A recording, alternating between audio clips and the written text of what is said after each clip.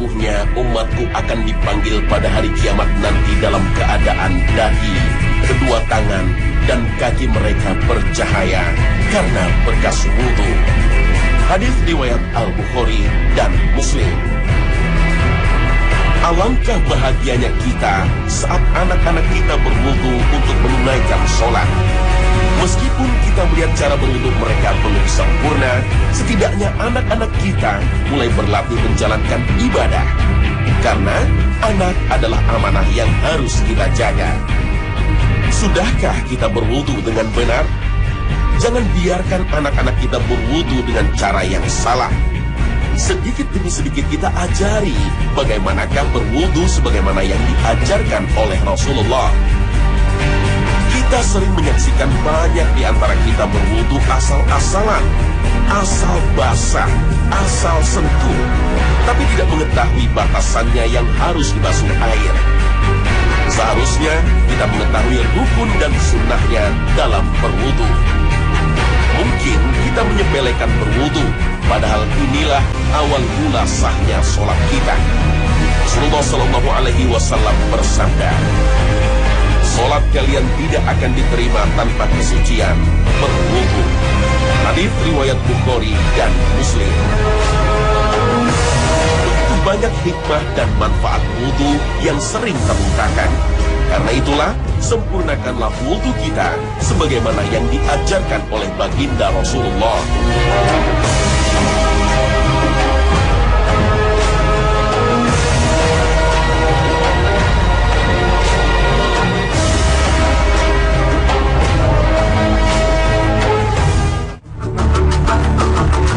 Assalamualaikum warahmatullahi wabarakatuh.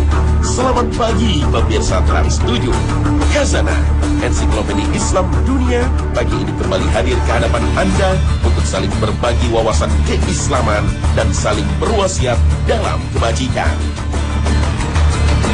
Wudu adalah sebuah ritual ibadah untuk mensucikan diri dari hadas kecil. Perintah berwudu disebutkan dalam Al-Quran. Hai orang-orang yang beriman, apabila kamu hendak mengerjakan sholat, maka basuhlah mukamu dan tanganmu sampai dengan siku, dan sapulah kepalamu dan kakimu sampai dengan kedua mata kaki. Al-Quran Surah Al-Ma'idah ayat 6. Wudu bukan sekedar sebuah ritual ibadah, juga terbukti menyehatkan baik fisik maupun psikis. Khasiat wudu sudah banyak diulas oleh para ilmuwan yang membuktikan keagungan ajaran Islam. Syariat ini sudah ditetapkan 14 abad silam dan manfaat wudu baru bisa dijelaskan pada abad ini. Kenapa wudu erat kaitannya dengan kesehatan? Inilah salah satu rahasianya. Kulit merupakan organ terbesar tubuh kita yang fungsinya untuk melindungi tubuh dari berbagai ancaman kuman, racun, radiasi, juga mengatur suhu tubuh. Jika kulit kita kering, maka akan berbahaya bagi kesehatan kulit karena mudah terinfeksi kuman. Dan dengan berwudu, kelembaban kulit akan terjaga dan terjadi proses permajaan dan pencucian kulit beserta pori-porinya dan lubang-lubang tubuh lainnya seperti rongga mulut, hidung, dan telinga. Kebiasaan mencuci tangan baru dikampanyekan pada abad ini. Padahal umat Islam sudah lama terbiasa mencuci tangan minimal 5 kali sehari dengan berwudu. Umat Islam sudah terbiasa berkumur-kumur membersihkan rongga mulut dengan berwudu. Penelitian modern membuktikan rutin berkumur-kumur akan membersihkan gigi dari sisa-sisa makanan dan menjaga mulut dan tenggorokan dari radang serta menjaga gusi dari luka. Manfaat lainnya menguatkan sebagian otot wajah dan menjaga kesegaran. Dalam berwudu disunahkan untuk istinsyaq, yaitu menghirup air melalui rongga hidung sampai ke tenggorokan bagian hidung. Nasofaring. Fungsinya untuk mensucikan selaput dan lendir hidung yang tercemar oleh udara kotor dan kuman. Lubang hidung merupakan tempat yang rentan dihinggapi mikroba dan virus. Dengan melakukan istinsyak, lubang hidung menjadi bersih dan sehat. Demikian pula ketika membasuh sela-sela jari seperti yang diperintahkan oleh Rasulullah. Sempurnakanlah wudumu dan basuhlah sela-sela jari. Hadits riwayat Imam Abu Hanifah, Imam Malik, Imam Hambali, dan Imam Syafi'i. Secara medis, dalam jari terdapat serabut syaraf, arteri, vena, dan pembuluh limfa. Dengan menggosok-gosok sela-sela jari akan memperlancar aliran darah perifer yang fungsinya mensuplai makanan dan oksigen. Tidak hanya soal kesehatan, bagi orang yang mengetahui hikmah dan manfaat wudu, ia akan terus menjaga dirinya dalam keadaan bersuci. Tidak hanya berwudu untuk menjalankan sholat. Rasulullah bersabda, perhiasan-perhiasan di surga itu sampai dari tubuh seseorang mukmin, sesuai dengan anggota yang dicapai oleh wudu, yakni sampai di mana air itu menyentuh tubuhnya. Sampai di situ pula perhiasan yang akan diperolehnya di surga. Hadits riwayat Muslim.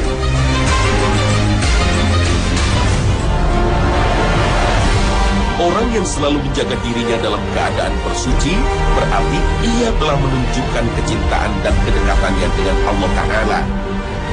Meskipun kita memiliki wudu, disunahkan untuk memperbaharui wudu sebelumnya untuk menunaikan sholat, sesuai dengan petunjuk Nabi. Seandainya tidak memberatkan umatku, pastilah aku akan perintahkan untuk berwudu pada tiap mau sholat, dan wudu itu dengan bersiwak. Hadits riwayat Ahmad. Ada beberapa kondisi yang disunahkan untuk berwudu, antara lain sebelum tidur. Apabila engkau hendak mendatangi pembaringan, tidur, maka hendaklah berwudu terlebih dahulu sebagaimana wudumu untuk melakukan sholat. Hadits riwayat Bukhari dan Muslim. Dan orang yang membiasakan berwudu sebelum tidur akan didoakan oleh malaikat. Rasulullah bersabda, barang siapa tidur di malam hari dalam keadaan suci berwudu, maka malaikat akan tetap mengikuti. Lalu ketika ia bangun, niscaya malaikat itu akan berucap, ya Allah, ampunilah hambamu si fulan, karena ia tidur di malam hari dalam keadaan selalu suci. Hadits riwayat Ibnu Hibban dari Ibnu Umar. Berwudu, meskipun terlihat seperti ibadah yang mudah dan praktis, tapi masih banyak yang tidak mengetahui apa saja rukun dan sunnah berwudu. Bagaimanakah tata cara wudu Nabi? Inilah panduannya. Saya yakin semua dari kita pasti sudah pernah berwudu. Akan tetapi kita mencoba di pagi hari ini untuk melihat bagaimana Rasul Shallallahu Alaihi Wasallam mengajarkan kepada kita umatnya tata cara wudu yang benar.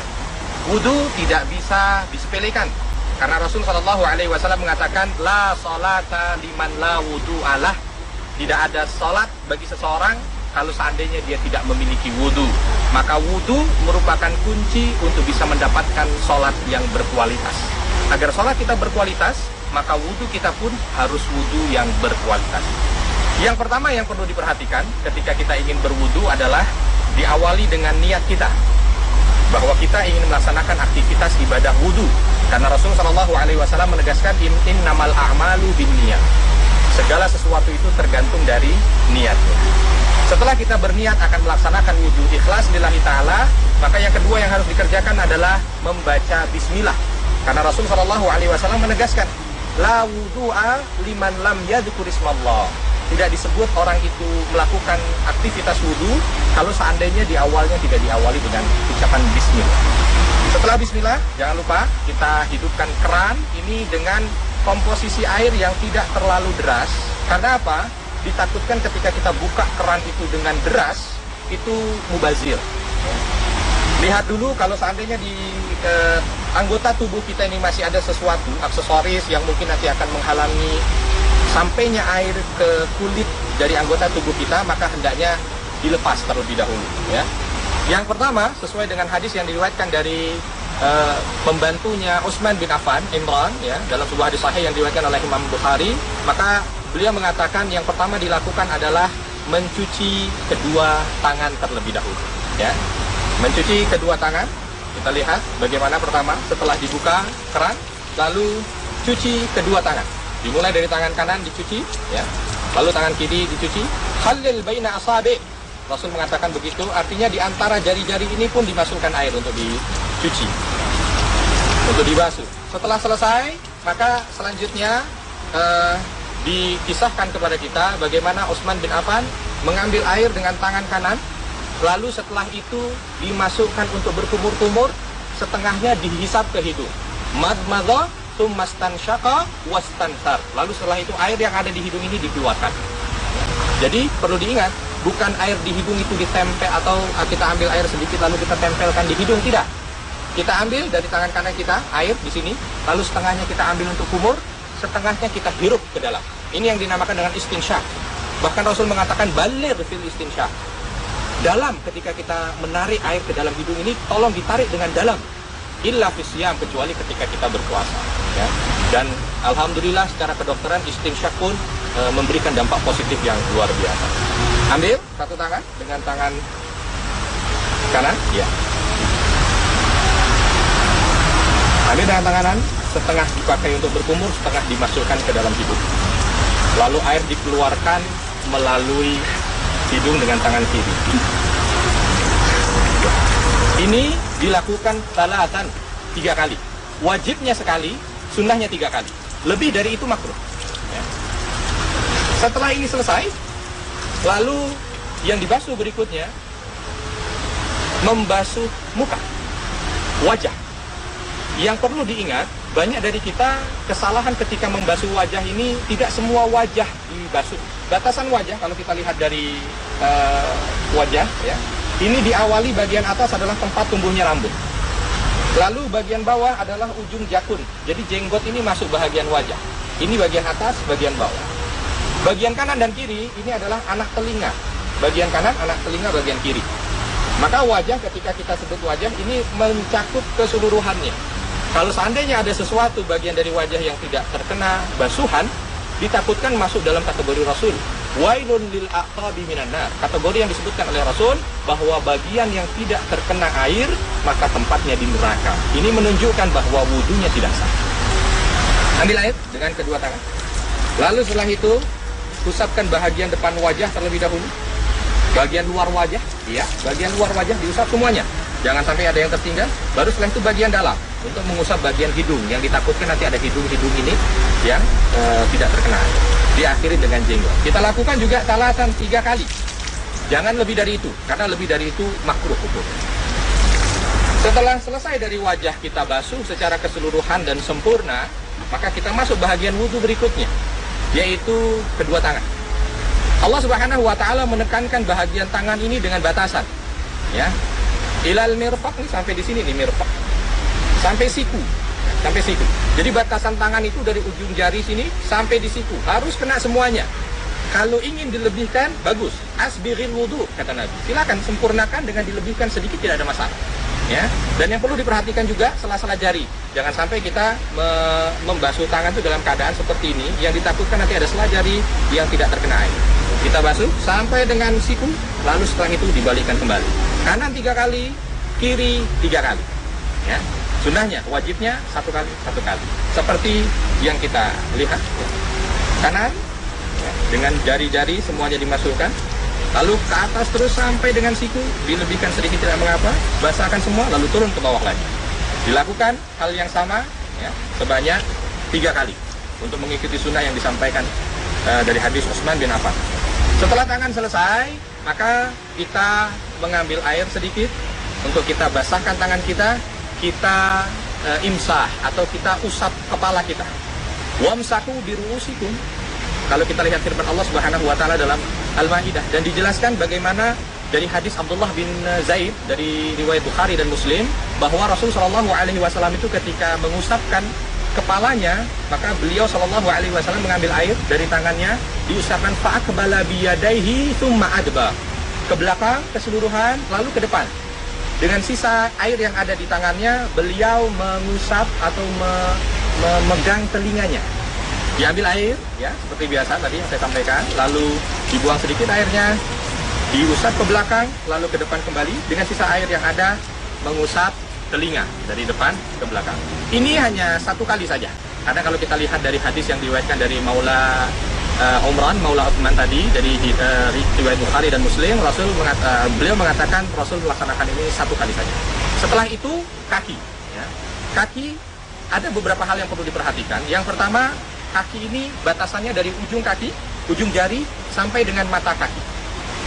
Sampai dengan mata kaki tidak ada bagian yang tidak boleh ada bagian yang tidak terbasuh. Semua harus terbasuh. Kalau mau dilebihkan sedikit boleh. Dan yang perlu diperhatikan di kaki ini bahagian antara jari-jari. Maka Rasulullah SAW itu memberikan isyarat kepada kita bagaimana beliau itu menyela jari-jarinya dengan jari tangan beliau. Agar apa? Semua air ketika kita membasuh kaki ini semuanya bisa terkena. Ya. Kanan 3 kali, sunnahnya kiri 3 kali. Kita lihat bagaimana. Ya. Jangan sampai celana kita mungkin nanti menghalangi mata kaki, jadi agak sedikit diangkat ya, sampai setengah kaki. Ya. Lalu dilihat bahagian jari, bagian ini 3 kali, sebelah kanan 3 kali. Setelah sudah 3 kali, lakukan hal yang sama kepada kaki kiri kita, ya. Hal yang sama dari ujung depan jari sampai dengan mata kaki. Lalu di sela-sela jari itu jangan lupa, ini banyak sekali yang lupa atau mungkin karena terburu-buru dan lain sebagainya, sela-sela jari lupa untuk dibasuh. Setelah selesai jangan lupa di hadis yang diriwayatkan dari Utsman bin Affan ini beliau mengatakan ra'aitu Rasulullah sallallahu alaihi wasallam tawadda'a nahwa wudu'i hadza. Aku melihat Rasul sallallahu alaihi wasallam berwudu seperti aku wudu. Lalu beliau lanjutkan, lalu beliau menegaskan doa, bagaimana doa orang setelah berwudu. Ya. Bagaimana dia harus menghadap ke kiblat. Setelah dia menghadap ke kiblat, dia mengangkat tangan dan berdoa dengan 2 kalimat syahadat. Asyhadu an la ilaha illallah wa anna Muhammadan abdullah wa rasul. Apa yang akan dia dapatkan?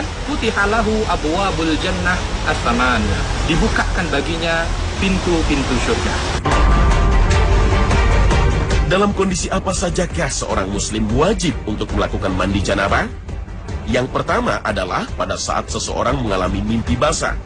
Dalam hadis sahih riwayat Aisyah radhiyallahu anha, Rasulullah sallallahu alaihi wasallam bersabda, sesungguhnya Nabi sallallahu alaihi wasallam pernah ditanya tentang seorang laki-laki mendapatkan dirinya kebasahan, namun ia tidak ingat apakah dirinya mimpi bersetubuh.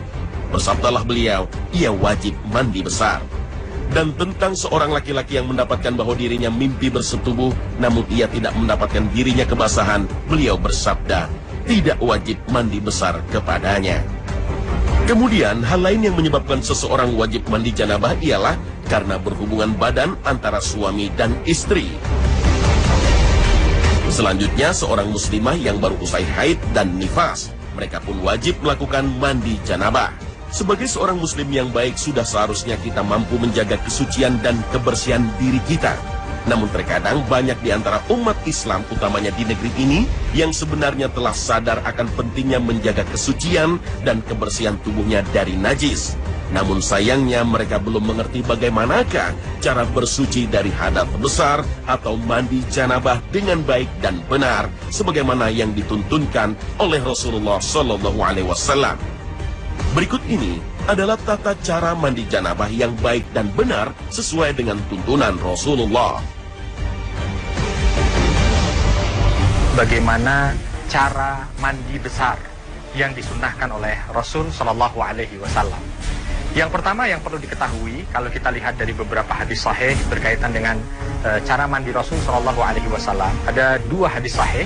Yang pertama diriwayatkan dari istri beliau Aisyah radhiyallahu anha, dan yang kedua diriwayatkan dari Maimunah radhiyallahu anha. Yang pertama, ketika kita ingin melaksanakan mandi besar, yang perlu kita sadari bahwa mandi besar ini beda dengan mandi-mandi yang lain ya. Mandi pagi hari, mandi sore hari, yang mandi-mandi biasa itu beda dengan mandi besar. Apa yang membedakan? Yang pertama niat. Jangan salah, niat ini nanti yang akan membedakan kita ingin mandi biasa atau kita ingin mandi janabah. Yang kedua, tata caranya. Tata cara yang disampaikan oleh Rasul Sallallahu Alaihi Wasallam. Yang pertama tentu ketika kita ingin melaksanakan mandi janabah, dalam hati kita berniat, ya Allah, saya ingin melaksanakan mandi janabah atau mandi besar di saat kita dalam keadaan junub ya. Setelah itu kita jangan lupa mengucapkan bismillah. Kalau di dalam kamar mandi, maka bismillah itu diucapkan di dalam hati ya. ya, untuk menjaga adab ucapan kalimat Allah di dalam kamar mandi. Selepas itu kita ambil gayung dengan tangan kanan kita. Lalu kita ambil air. Kita cuci terlebih dahulu tangan kiri kita dengan air secukupnya. Jangan berlebihan. Setelah itu, lihat, tangan kiri memegang bagian atas ya, atau bagian ujung sini, nggak boleh. Lalu miringkan ini dengan tujuan gagang yang dipegang ini tadi, kalau seandainya ada najis, dia pun bisa tersucikan dengan air yang mengalir di gagang tersebut ya. Dicuci. Ketika sudah selesai berarti kedua tangan ini sudah dalam keadaan suci karena sudah disucikan dengan air yang suci dan mensucikan. Selepas itu dalam hadis Maimunah disebutkan bahwa Nabi SAW ghasala farjahu, mencuci kemaluannya. Setelah itu yang kita lakukan adalah berwudu ya. Setelah itu kita berwudu. Summa tawaddo'a wudu'ahu lis-shalah, kalau dalam hadis yang diriwayatkan Aisyah. Lalu beliau wudu seperti wudu beliau ketika ingin sholat. Jangan juga ada yang tertinggal dari bagian wudu ini. Walaupun mungkin kita nanti akan mandi, sama saja kan, nanti kan semua badan juga terkena air. Jangan. Ketika kita wudu, maka wudunya harus wudu yang sempurna. Selepas itu kita akan memulai membasahi seluruh anggota badan kita, diawali dengan kepala. Karena dalam sebuah hadis Aisyah tadi, yukhallil ra'syahu. Ya, jadi kepala dibasahi sambil tangan itu memasukkan ya di sela-sela rambut. Sehingga apa? Semua kulit kepala ini harus basah. Kalau kita lihat dalam hadis Maimunah itu, sampai Rasulullah SAW ketika memasukkan air di dalam kepala sampai mengenai kulit kepala itu, hampir seluruh badannya itu sudah terkena air ya, walaupun belum sempurna. Ketika semua sudah ya, di sini jangan menggunakan wangi-wangian terlebih dahulu atau sabun terlebih dahulu, karena kita mengawalinya dengan air yang suci dan mensucikan ya. Ketika kita yakin semua sudah ya, baru setelah itu kita guyur sebahagian kanan kita terlebih dahulu. Kita guyur bagian kanan kita dari atas sampai bawah, pastikan semua air itu merata ya, mengenai seluruh bahagian yang kanan. Nah, semua air merata ya. Jika sudah bahagian kanan, maka dilanjutkan dengan bahagian kiri. Dilanjutkan dengan bahagian kirinya ya. Dan yakinkan bahwa semua air mengenai seluruh badan. Jangan ada yang tidak kena. Ya. Setelah selesai, dia mencoba untuk mengulangi guyuran bebas kanan kiri ya. Yang terpenting dia harus yakin semua bagian badan itu dikenakan air ya. Kalau seandainya yang terpenting itu lipatan tangan, lipatan ketiak ya, lipatan selangkangan, mungkin nanti di siku ya, di lutut, semuanya harus kena betul.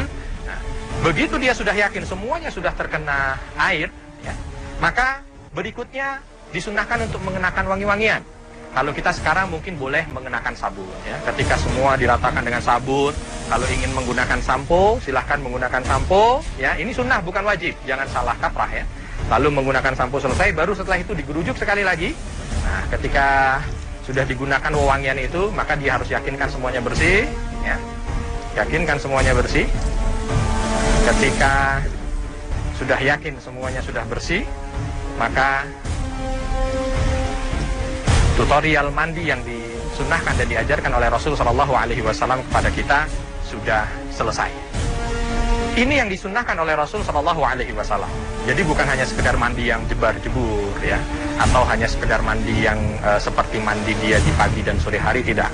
Walaupun memang kalau kita lihat dari arti mandi adalah ta'mimul jasad bil ma', meratakan seluruh badan ini terkena dengan air. Kalau seandainya dia mandi jebar-jebur, semua sudah terkena air, insya Allah sudah sah mandinya. Hanya saja pahala sunnahnya yang dia tidak dapat. Tapi kalau seandainya dia melakukan seperti apa yang tadi diajarkan dari Rasul melalui hadis Aisyah radhiyallahu anha dan Maimunah radhiyallahu anha, maka insya Allah itu jauh lebih baik karena mengikuti sunnah Rasul sallallahu alaihi wasallam. Tadabbur. Pemirsa Khazanah, bersuci dan menjaga kebersihan adalah amal ibadah yang begitu penting di hadapan Allah Ta'ala. Karena itu, janganlah kita menyepelekannya. Maka marilah perbaiki cara kita bersuci sebagaimana yang dicontohkan oleh Rasulullah Sallallahu Alaihi Wasallam. Terima kasih atas perhatian Anda dan wassalamualaikum warahmatullahi wabarakatuh.